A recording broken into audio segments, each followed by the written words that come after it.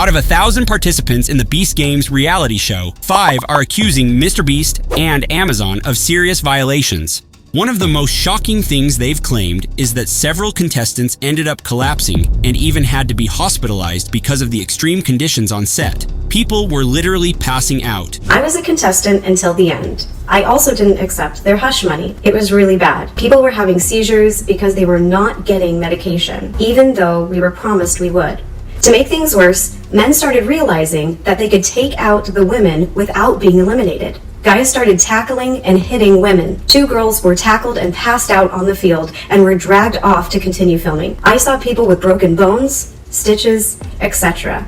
And most were women. Contestants went through severe dehydration and heat exhaustion, and some of them needed immediate medical attention. But instead of, stopping the show to take care of people, the production team just kept filming. They didn't really change anything to make sure the rest of the contestants were safe. Beast Games contestants were taken to the hospital, including for dehydration. The production had allegedly denied food to diabetics, denied water to contestants, and at least 2 individuals had seizures as a result. We were given maybe 400 calories a meal and only fed every 12 hours. Food would run out and people would fight over, steal, and hoard food. Water was scarce and kept running out as well. I had to sit with a bloody pad for 2 days before I could get undergarments and my reusable pads because I'm allergic to regular pads. We were also sleep deprived, only allowed 3 to 4 hours. We all slept on the floor in the stadium in a $10 sleeping bag. As if that wasn't enough, the environment for female contestants was a total nightmare. The lawsuit talks about women being subjected to inappropriate comments and even harassment, not just from other contestants, but from the production staff too. The most horrifying part is that these behaviors from the staff are backed by Jimmy himself. In an internal document for employees titled,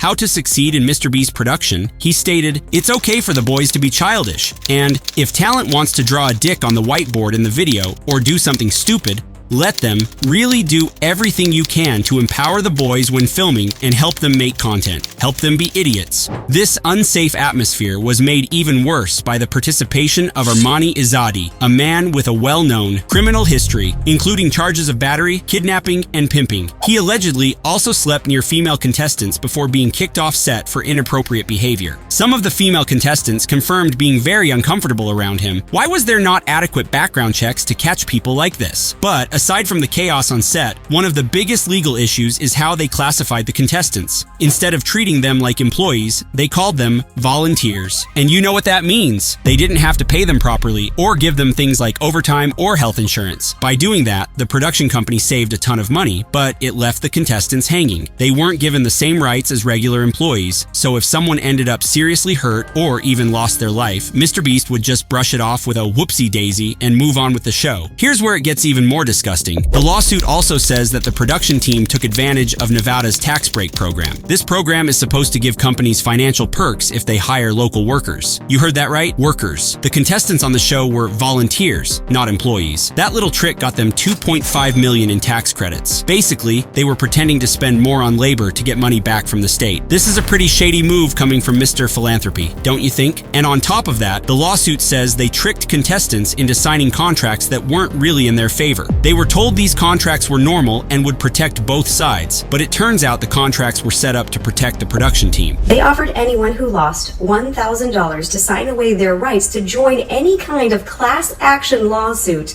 of any kind. I didn't sign, so I didn't get the money. After this article came out and things started blowing up, they called everyone back and decided to offer an additional $1,000 per person to make up for any of the inconveniences. They knew it was bad because they also offered to provide therapy through their insurance.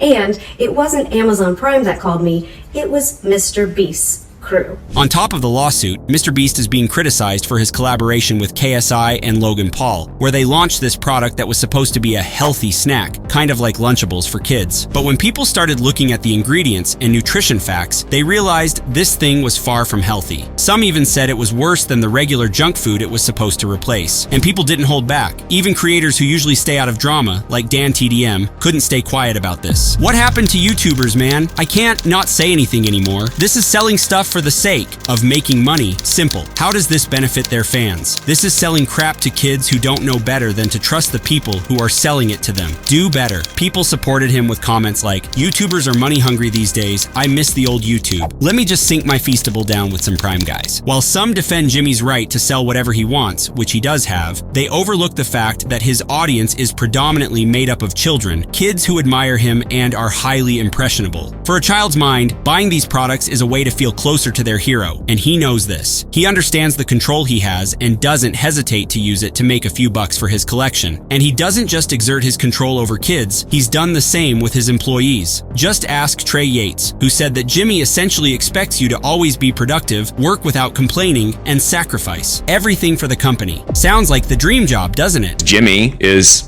quite frankly, a sociopath. The culture of the MrBeast company, that's the way it is. You don't complain about your work. Right. You just do your job. Don't report it to Jimmy because Jimmy doesn't care. But as usual, this isn't the worst part. He also revealed that some high-ranking employees were offering Adderall to keep people awake all night. So that way they could stop complaining and stop sleeping. And it was investigated internally within the company, but how far does that go? Despite all of this, MrBeast has stayed completely silent. He hasn't addressed the accusations, the backlash, or the concerns from fans and fellow creators. He's just, you know, Crunch bar. Feastables crunch. Yeah! Although Jimmy told Mogul that he would speak when the time was right. Now, I did talk to MrBeast and I said two things. One, when are you going to reply? And he echoed what was said in the dog pack video, which is when everything comes out, he's going to make one reply as opposed to a reply after every single video. This was a month ago, and the last video from Dogpack 404 was released on August 28, so either Jimmy is planning his response very carefully, or he didn't anticipate the lawsuit from the 5 participants of Beast Games, and now he's drowning in controversy.